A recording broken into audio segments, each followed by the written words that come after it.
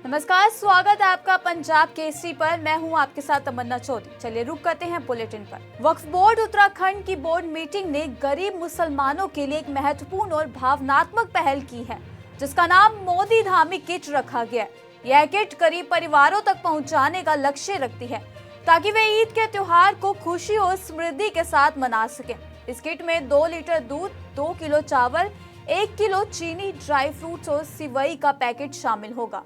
इन सभी सामग्री से गरीब परिवार अपनी जरूरतों को पूरा कर सकेंगे और अपने बच्चों को खुश रखने के लिए त्योहार का आनंद ले सकेंगे। वक्फ बोर्ड का उद्देश्य इस किट के माध्यम से उन गरीबों की मदद करना है जो रोजा रखते हुए भूखे प्यासे रहते हैं और जिनके पास ईद मनाने के लिए साधन नहीं होते। इस पहल के तहत यह सुनिश्चित किया जा रहा है कि हर गरीब परिवार को इसका लाभ मिल सके। इसके अलावा यदि किसी प्रबंधन समिति को इस किट के वितरण में कोई आर्थिक समस्या आती है, तो वह अपनी लागत का बिल राज्य वक्फ बोर्ड को भेज सकती है, जो उसकी मदद करेगा।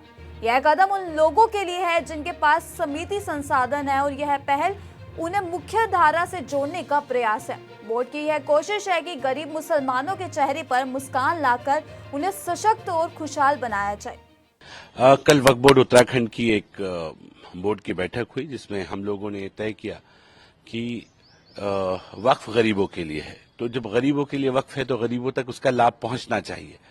और देश के अंदर मोदी धामी सरकार, ये डबल इंजन की सरकार चल रही है, तो हमने कहा कि गरीब लोग जो 1 महीने तक भूखे प्यासे रहकर रोजा रखते हैं, मासूम बच्चे जो रोजा रखते हैं, माँ बहनें जो बहुत कमजोर हैं, जो बाहैसियत नहीं है, तो उन लोगों को हम कैसे लाभ पहुंचाएं, उस दिशा में एक कदम हमने उठाया है कि जो यतीम हैं, मिस्कीन हैं, गरीब हैं, बेवा बहनें हैं, माताएं हैं, तो उनकी हम कैसे चेहरे पर मुस्कान ला सकें। तो उसके लिए हम लोगों ने तय किया है कि हम एक ईद किट, जिसको हमने मोदी धामी किट का नाम दिया है, वो हम गरीब मुसलमानों तक पहुंचाएंगे। उसके लिए हमने एक एडवाइजरी जारी की है बोर्ड के माध्यम से, और जितने हमारे औकाफ हैं, मैनेजमेंट कमेटीज हैं, उनको हमने कहा है कि आपके आसपास में जितने लोग हैं गरीब, आप सबको जो जरूरतमंद हैं उनको आप एक ये ईद किट देंगे।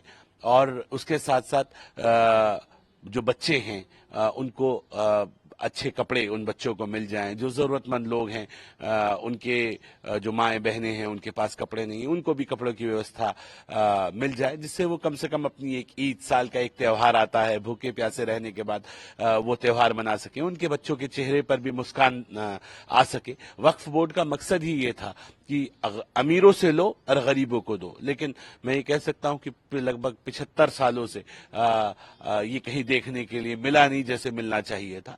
तो एक ईमानदार कोशिश वक्फ बोर्ड के द्वारा ये की गई। वहीं प्रदेश में अवैध मदरसों के खिलाफ धामी सरकार का एक्शन लगातार जारी है। अब तक 110 मदरसों पर ताला लगाया जा चुका है और प्रशासन द्वारा इन मदरसों पर कड़ी कार्रवाई की जा रही है। ये मदरसे बिना सरकार की अनुमति के संचालित हो रहे थे, जिन पर मुख्यमंत्री पुष्कर सिंह धामी ने सख्त रुख अपनाया है।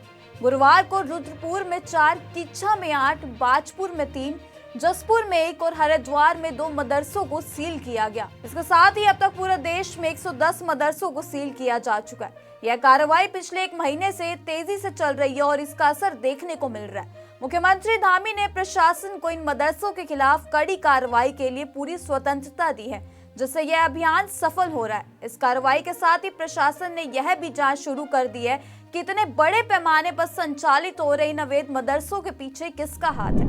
हरिद्वार रेलवे स्टेशन पर उस समय हड़कंप मच गया जब एक आरपीएफ जवान की ट्रेन की चपेट में आने से मौत हो गई। मृतक जवान का नाम अरविंद तोमर था, जो 1 महीने पहले रतलाम से ट्रांसफर होकर हरिद्वार आया था।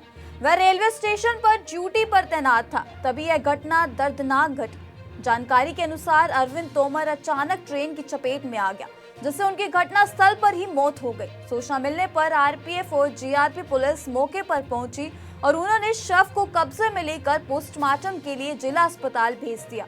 पुलिस ने इस मामले की जांच शुरू कर दी है, लेकिन अभी तक यह स्पष्ट नहीं हो सका है कि जवान की मौत एक हादसा था या कुछ और। रेलवे स्टेशन पर इस घटना के बाद अफरा तफरी का माहौल बन गया। पुलिस ने घटना स्थल पर हुआ मुआयना किया और वहां के सीसीटीवी फुटेज की जांच करने की योजना बनाई है। मृतक जवान के परिवार वालों को भी सूचित किया गया है कि और उन्हें घटना की जानकारी दी गई है। इस हादसे के बाद रेलवे प्रशासन ने सुरक्षा व्यवस्था को लेकर सवाल उठाने शुरू कर दिए हैं।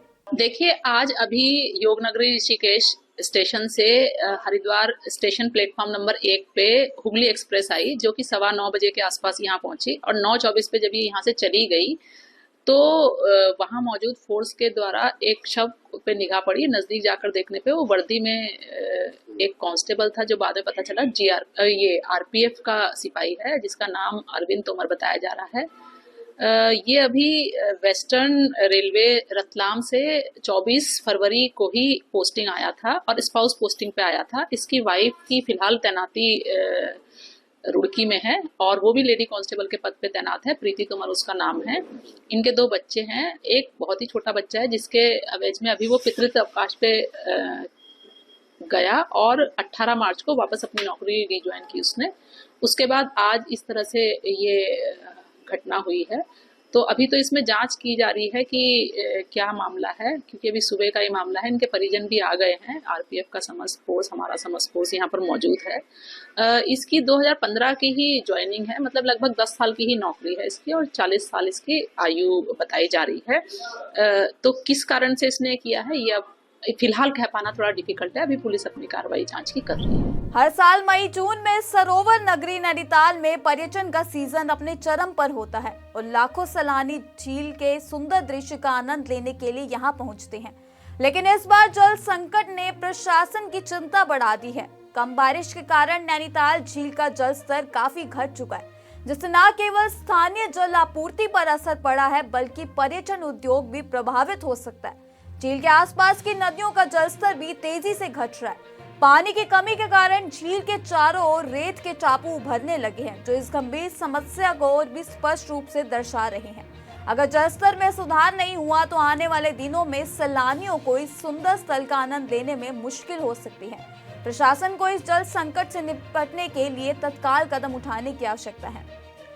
फिलहाल इस बुलेटिन में इतना ही। बाकी की तमाम खबर जानने के लिए जुड़े रहिए हमारे साथ पंजाब केसरी पर।